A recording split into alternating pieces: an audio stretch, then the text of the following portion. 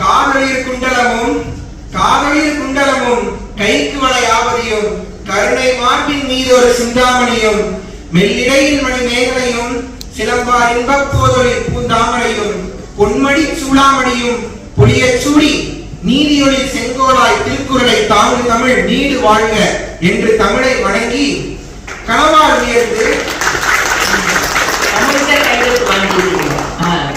கணவால் உயர்ந்து கம்பீரமாய் அமர்ந்திருக்கும் நடுவர் அவர்களே,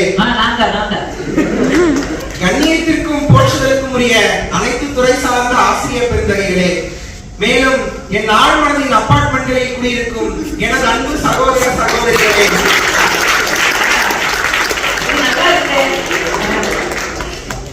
கனவுதான் முக்கியம் கர்ஜனை செய்து கொண்டிருக்கும் எண்ணறிஞரே, கனவுதான் முக்கியம் கண்டபடி கத்திக்கிட்டு இருக்கிற எதிரிஞரே, உங்கள் அனைவருக்கும் இந்த பொன்கணேசனின் பொன்னான வணக்கங்களை தெரிவித்துக் கொள்கிறேன். அதாவது இன்னைக்கு நமக்கு கொடுக்கப்பட்ட தலைப்பு, இந்த இளைஞர்கள் பயணிக்க வேண்டிய பாதை கனவுகளை நோக்கியா கடமைகளை நோக்கியா? கனவு கண்டு வெற்றி கண்ட நான் கனவை நோக்கிதான் பேச வந்திருக்கேன். நடுவர் அவர்களே, கனவுனா என்ன நீங்க சொல்லுங்க.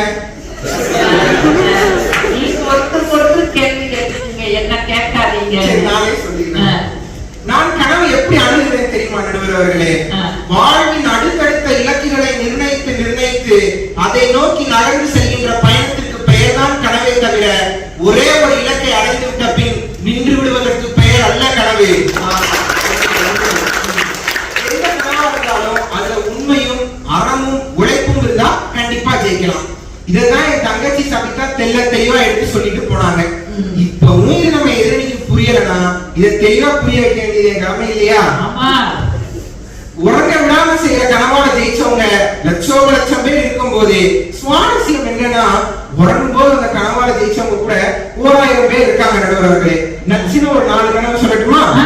1, தையல் மிஷினை கண்டுபிடிச்ச மனுஷன் அதோட ஊசியையும் கனவால தான் கண்டுபிடிச்சான். 2, இன்னைக்கு நம்ம எல்லாரும் கெமிஸ்ட்ரியில பீரியாடிக் டேபிள் யூஸ் பண்ணிட்டு இருக்கோம், அதுவும் கனவால தான் கிடைச்சது. 3, இவ்வளவு இன்னைக்கு E=mc², ஐன்ஸ்டீனுக்கு கனவு தான் கிடைச்சான்னு சொன்னா நீங்க நம்புவீங்களா? இந்த கெமிஸ்ட்ரி எனக்கு ஒர்க்காகாது, நான் தமிழ் தான் படிச்சேன். 4, இன்னைக்கு நம்ம எல்லாருக்கும் குருவா இருக்கிற கூகுள். ஆக அன்னைக்கு ஊசியில ஆரம்பிச்சு இன்னைக்கு கூகுள், யூடியூப் போன்ற ஊடகங்கள் வரைக்கும் கண்டுபிடிச்ச அன்றைய இன்ஜினியர் உறங்கும் போது அந்த கனவால தான் ஜெயிச்சாங்க. அப்படின்னா உறங்க விடாம செய்யற கனவு நோக்கி ஒரு இன்றைய இன்ஜினியர்ஸ் நாங்க ஜெயிக்க மாட்டோமா?